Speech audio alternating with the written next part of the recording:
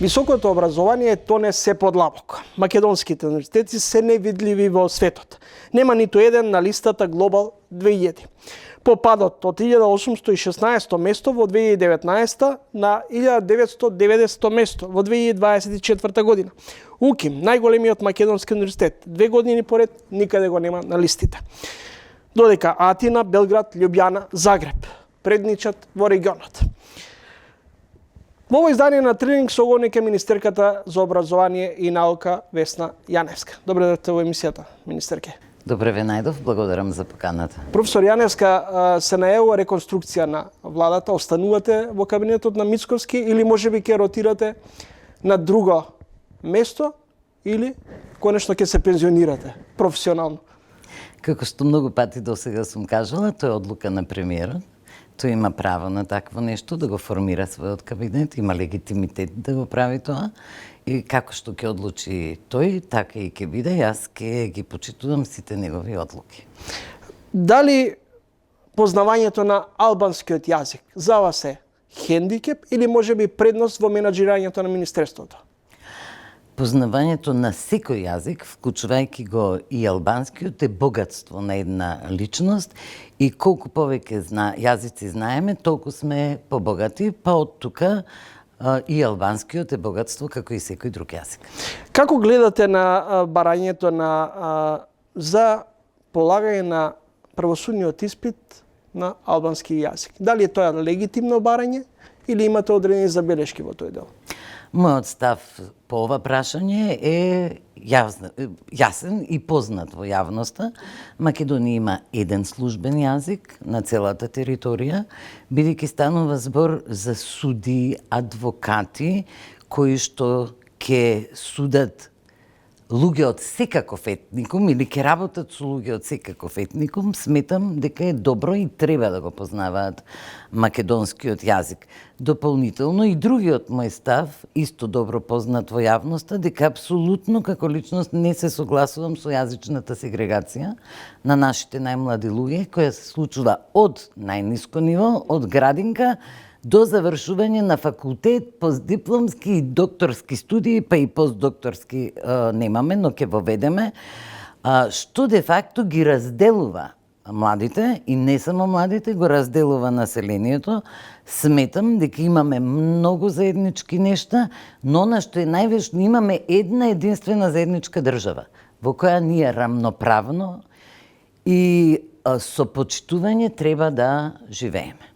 Од 2024 Универзитетот Кирил и Методи бил рангиран на 1990 место од над 20.000 институции, што тогаш се толкувало како позиција на граница на видливост. Дали отсуството на УКИМ всушност испраќа една друга порака за неквалитетот на високото образование, за некадарноста на професорите, па и до степен на недоволно познавање на материјата и предавањето кон младите, односно студентите? Секако дека квалитетот може да биде подобар, секако дека не можеме да бидеме задоволни од местото на кое се наоѓа УКИМ, односно го нема на ранг листите, таму каде што би требало да биде и посакуваме да биде.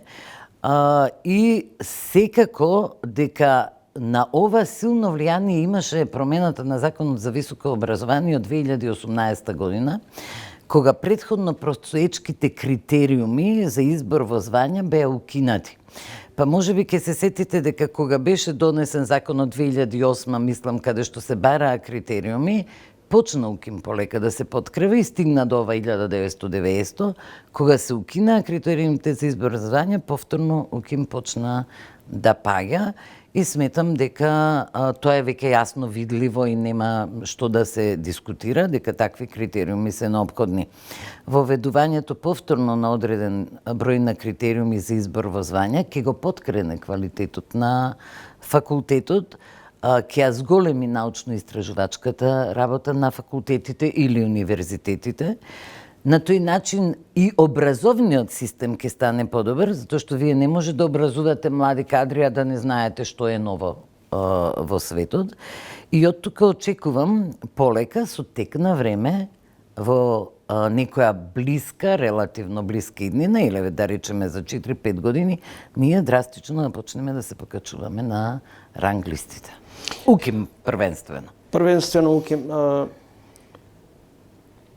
Предпоставам дека меѓу редови сакате да го пофалите и сте убедени во новиот закон за високо образование дека всушност тој ќе стимулира, ќе придонесе во подобрување на имиџот и сликата на државниот универзитет? Јас сум длабоко убедена дека тоа ќе биде така ако ние го имплементираме законот така како што треба. Иако дел од вашите колеги професори има низана реакција во однос на новиот закон. Јас би рекла дека одредена група на дел од академскиот кадар постојано се држеше за одредени одредби на законот, од кои најголем проблем беа токму критериумите за избор во звања. Тие се повторуваа на сите јавни дебати и не кај сите вклучени во дебатите имаше огромен број на луѓе кои го велат ова што и јас сега го презентирав, дека да, ние треба да го подкренеме квалитетот, да, треба да воведеме мерлив систем за избор во звања и да, тоа секако ќе го подкрене, ќе ги подкрене сите наши универзитети на едно повисоко ниво и ќе ги направи видливи во светот. Затоа што ние може и да бидеме добри, нели, во нешто, но ако не сме видливи, ако не препознаваат, џабе и се трудиме, остануваме изолирани. Јас сум длабоко убедена дека ова законско решение е добро и за неколку години и јавноста ќе види дека е добро. Буџетот за образование е драстично зголемен, но импутот е поразителен. Каде е грешката? Не би рекла дека е поразителен, не би можела да се сложам комплетно. Буџетот, да речеме, од 2023 за наука од 380 милиони е покачен на нешто над 770 милиони. Буџетот за образование 2022 бил нешто над 3 милиарди за високо образование, зборувам, а сега е над 8. Вкупниот буџет за образование е од 380 милиони 2024 кога ние затекнавме на пола година одредени средства, сега во 2026 е над 770 милиони, така да има значење. Се извинувам ако измешав нешто во бројките, гледате се трудам да се потсетам како беше, неважно. Значи, буџетот се зголемува и ќе се зголемува. Ние како влада свесни за значењето на образованието, ќе се потрудиме максимално да направиме се што е потребно за да обезбедиме услови. Но многу пати сум рекла и ќе повторувам затоа што сметам дека е многу важно, не затоа што јас сум министер, туку затоа што кој да е министер, многу е важно да се каже дека во образованието ништо не може да се направи за 2-3 дена, 2-3 месеци. Добро, меѓутоа веќе 2,5 години сте на власт. Така е, па затоа имаме зголемен буџет, имаме вложено 6 милиони евра во научно-истражувачки проекти. Меѓутоа има и пад на квалитетот на образование. Пад на квалитетот не е тоа од овие 2 години, не беше уким на 100-то место па да паднал во овие 2 години, нели? Тој бил таму каде што е. Со ова ние де факто ќе го подкренеме.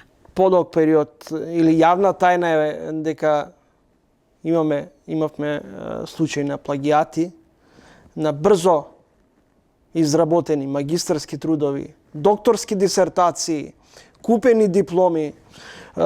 Познати се случаите со завршување на академии за суди без квалификувана диплома, дипломирање на приватен скопски факултет за само 1 година, па во влада или откриен скандал дека без квалификувано средно образование станува студенти па и доктори на науки. Така е, да, имаше таков скандал, тој е веќе затворен. Имавме и секс скандал. Сме имале многу негативни појави во Македонија, за жал. За жал сме имале.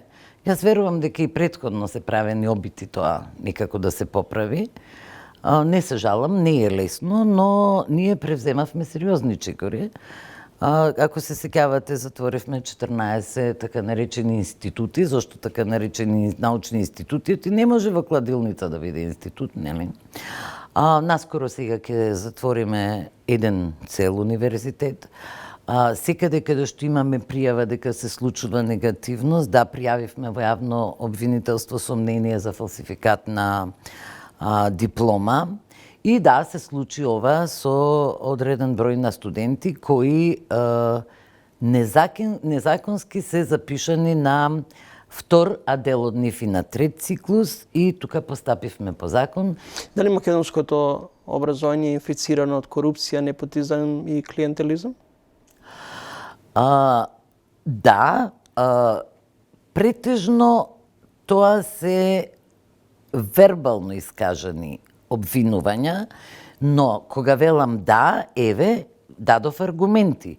Значи, поништени дипломи, пријавен фалсификат на диплома, затворени институти, следи затварање на факултет, тоа е се направено со докази, каде што ние сме утврдиле неправилности, односно непочитување на закон.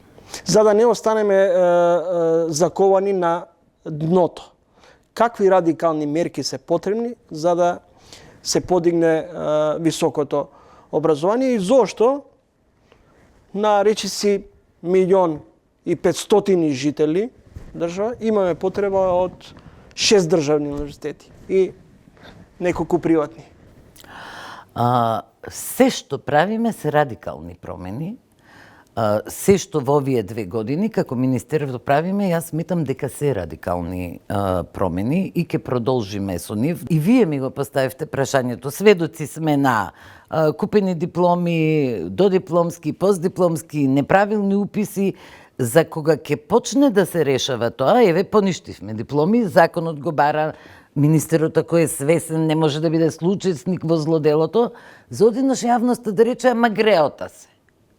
Е дел од учесниците. За емпатијата, за симпатиите, министерот има лично право дома да размислува. Кога е на работа, има закон и ќе постапува по закон. Но ние како општество мора во еден момент да знаеме што сакаме. Или ќе бидеме сочувствителни со тие што го кршат законот, пак имаме 20 правни факултети, 34 институти, не знам колку други универзитети кај што се случуваат вакви неправилности, или почнуваме да воведуваме ред.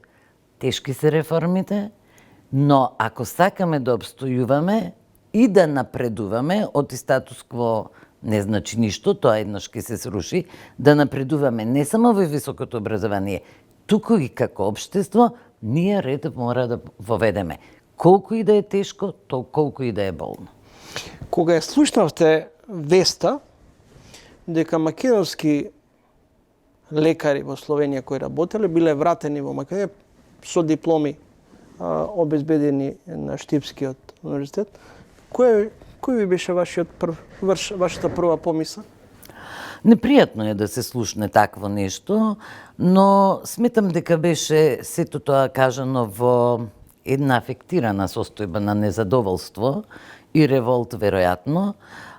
Не мислам дека е до толку страшна ситуацијата и дека може би имаше ненамерен обид за дискредитација на универзитетот.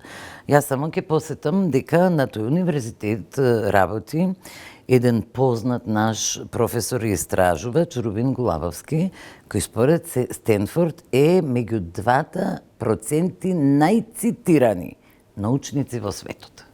Не можеме црно-бело да ги гледаме работите, меѓу нив има и сиви полиња.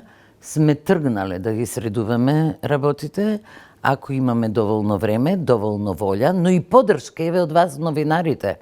Не е министерот семоќен, не е ни владата семоќна. И на владата, без оглед што се мисли дека е врвот во државата, и на министерот, без оглед што се мисли дека министерот е семоќен, за да спроведе тешки реформи му треба поддршка. Еве јас апелирам до сите што можат, вклучувајќи ве и вас, некој ве обструира во работата? Не, никој не ме обструира во работата. Што велите, ни треба поддршка? Па треба поддршка, треба да градиме јавно мислење и јавен став. Значи, она што пред 2-3 минути го зборував, Или сакаме да воспоставиме ред, или сакаме да живееме во хаосот, да биде секако и до сега. Тоа не може да велиме дека е одлично, а е... Не, јас не барав јас тоа, немојте погрешно да го интерпретираме. Ако сакаме се да е како и до сега, ние ќе стагнираме и полека ќе пропаѓаме. Но ако правиме тешки реформи, јас велам дека се тешки реформите, тогаш е убаво и јавноста да ги разбере и да ги прифати. Во тоа новинарите можат да помогнат, например. Јас таква подршка барам. Ако може, ако не, ќе се бориме. Како го браниме ние македонскиот јазик во услови кога немаме студенти на Институтот за македонски јазик доволно или има мал интерес на филолошки факултет, немаме доволно веројатно лекторати, лектори немаме. А се чукаме во гради дека македонскиот идентитет мора да го браниме и не отстапуваме.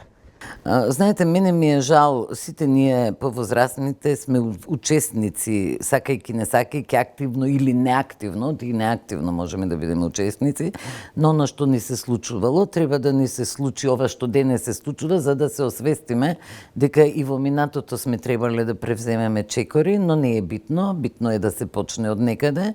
Воведовме стипендии за додипломски втори, трет циклус на студии, кои се нешто повисоки од останатите.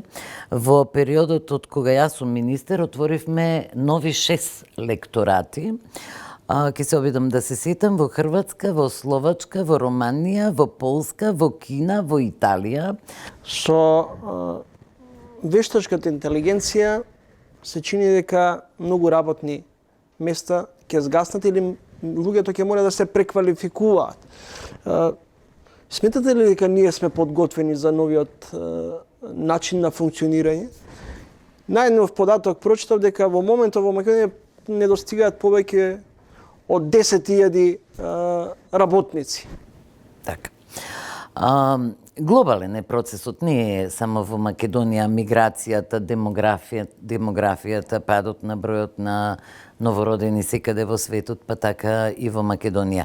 Вештачката интелигенција веројатно ќе направи одреден број на работни места да ги нема, но ќе се отвараат други профили, други струки и ќе се отвараат нови работни места.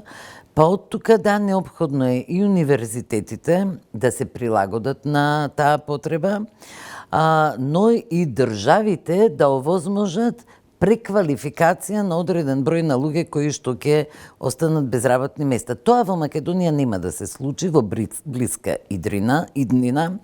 Тоа првенствено ќе се вклучува во најбогатите, најразвиените земји кои што ќе можат да ја спроведат целосно дигитализацијата и употребата на вештачка интелигенција.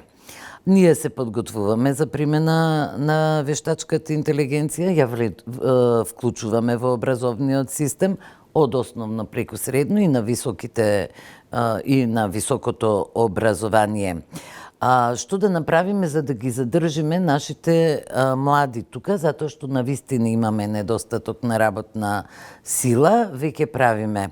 Дуалното образование во средното образование е успешна приказна на Македонија и сите треба да бидеме среќни, затоа што децата од средно, учениците од средно образование кои работат во компаниите, во така наречено дуално образование, каде што праксата ја спроведуваат во компанијата, кои не го продолжуваат своето образование на факултетите, најголем број од тие што сакаат остануваат вработени во компаниите и тоа е еден одличен модел.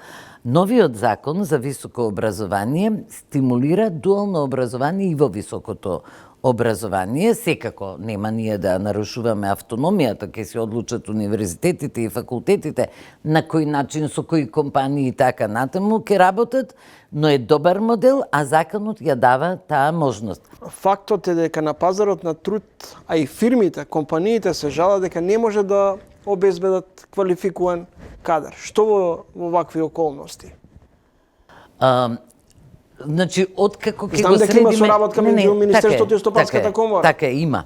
Има соработка. Значи, јас пак ќе се фатам за новиот закон, иако не е тој пресуден. Универзитетите можеле и досега да направат такво нешто.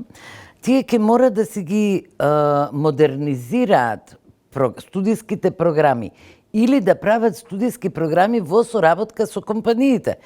Да им понудиме образован кадар таков каков што им треба, за да можат да имаат работна сила компаниите, но не е основна работа на универзитетот само да произведува работна сила.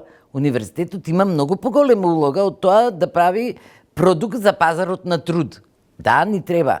А решението треба да се бара преку увоз на работна сила? Или напротив да се искористат сите потенцијали со кои располагаме, како држава?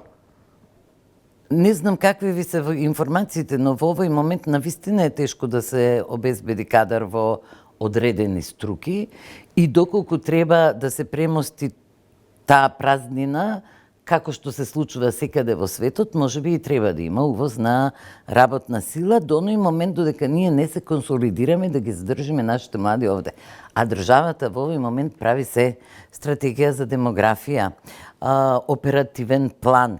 Ние во образование ќе се задржам програми за реедукација, регионалните стручни центри, Центарот за образование на возрастни, Центарот за средно стручно образование. Значи, нудиме можности, дури и да се случи она што вие го велите да останат без работа, брзи, кратки курсеви за стекнување на одредени квалификации, за да можат да се вклучат луѓето во пазарот на трудот. Загрижува ли информацијата од Институтот истражување целосно на Институтот за политички и социолошки истражувања дека македонските ученици се неписмени? Може ли тие да бидат... дали ова не е поразително за вас? Претпоставам дека за секого треба да биде поразително, но ве молам, Човлевски, тој е процес кој се одвивал многу долго во оваа земја. Жално е што нашите, фигуративно кажано, се неписмени. Јас 100 пати сум кажала, тие се последни написа тестирањата. На 15 години ние сме последни во Европа, заедно со Албанија и Косово. Минуваме последно и предпоследно место. Тој е процес кој се одвивал долги години. Не е тоа од вчера, не стана они неписмени вчера. Што треба да направиме е важно и што можеме да направиме. Кога велиме неписмени, велиме дека знаењето кој го имаат е генерално меморирање на факти и они знаат да изрецитираат тоа што пишува во учебникот, но не знаат да го применат.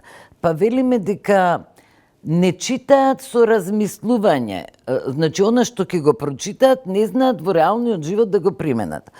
Тој е процес кој они треба да го стекнат во текот на школувањето, од самиот почеток, од прво оделение па до крај на нивното образование на различни нивоа.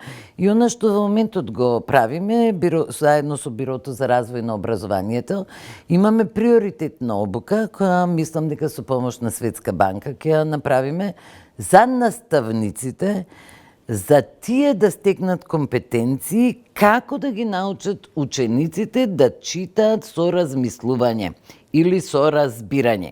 Не е дека децата не ги знаат буквите, некои не ги знаат ни буквите, тие знаат да ја прочитаат реченицата, но не знаат да го истолкуваат тоа што го прочитале, а тоа зависи од наставниците, секако и од родителите дома, но генерално тоа е работа на наставниците и ние спроведуваме сега такви обуки. Дополнително мислам дека и во иднина ќе го правиме тоа, се додека не се осети ефектот.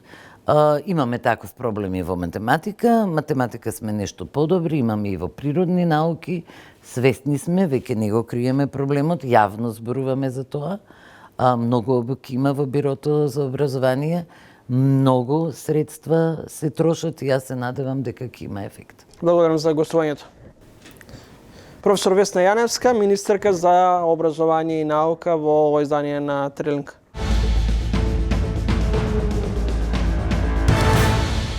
Македонија можеби, и според мене, и според голем број на странски туроператори и туристи, е последната неоткриена дестинација во Европа. Но како ќе ја откријат, зависи од нас. Имаме многу што да работиме во самата дестинација, треба да ја поставиме структурата, бидејќи Агенцијата за промоција и поддршка на туризмот не е во функција веќе скоро година дена. Сметам дека одредени алатки кои што беа во агенцијата веќе не се употребуваат, односно дигиталниот маркетинг е на многу ниско ниво.